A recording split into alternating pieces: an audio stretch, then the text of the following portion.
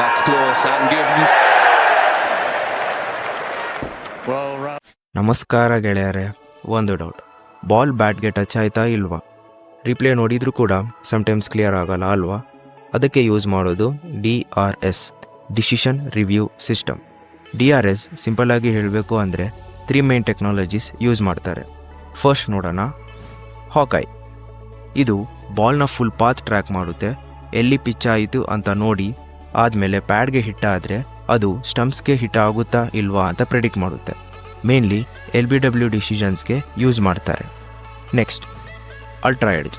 ಇದು ball ಬ್ಯಾಟ್ಗೆ touch ಆಯ್ತಾ ಇಲ್ಲ ಅಂತ ಚೆಕ್ ಮಾಡುತ್ತೆ. ಬಿಕಾಸ್ ಕಾಂಟ್ಯಾಕ್ಟ್ ಆದರೆ ಸೌಂಡ್ ಕ್ರಿಯೇಟ್ ಮಾಡುತ್ತೆ. ಅದನ್ನು ಗ್ರಾಫ್ ಥರ ಶೋ ಮಾಡ್ತಾರೆ. ಸ್ಪೈಕ್ ಆದರೆ ಕಾಂಟ್ಯಾಕ್ಟ್ ಕನ್ಫರ್ಮ್.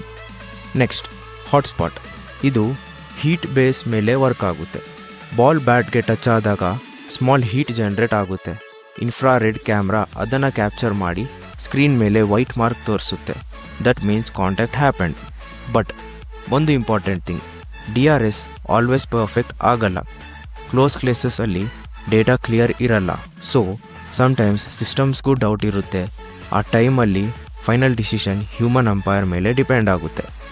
ರೀಸೆಂಟ್ ಮ್ಯಾಚಸ್ ನೋಡ್ತಾ ಇದ್ದರೆ ನೀವು ಇದನ್ನು ಆಲ್ರೆಡಿ ಅಬ್ಸರ್ವ್ ಮಾಡಿರ್ತೀರಾ. If not, April 5th Royal Challengers Bangalore vs Chennai Super Kings match ನೋಡಿ. ಅಲ್ಲಿ DRS ಡಿಸಿಷನ್ಸ್ ಮ್ಯಾಚ್ ಮೇಲೆ ಎಷ್ಟು ಇಂಪ್ಯಾಕ್ಟ್ ಆಗುತ್ತೆ ಅಂತ ಕ್ಲಿಯರ್ ಆಗಿ ಗೊತ್ತಾಗುತ್ತೆ. ಸೊ ನೆಕ್ಸ್ಟ್ ಟೈಮ್ ಮ್ಯಾಚ್ ನೋಡಿದಾಗ ಇದು ಈಸಿಯಾಗಿ ಅರ್ಥ ಆಗುತ್ತೆ. ಇಂಥ ಸಿಂಪಲ್ ಟೆಕ್ ಎಕ್ಸ್ಪ್ಲನೇಷನ್ಸ್ ಬೇಕಂದರೆ ಟೆಕ್ ಲೋಕನ ಫಾಲೋ ಮಾಡಿ.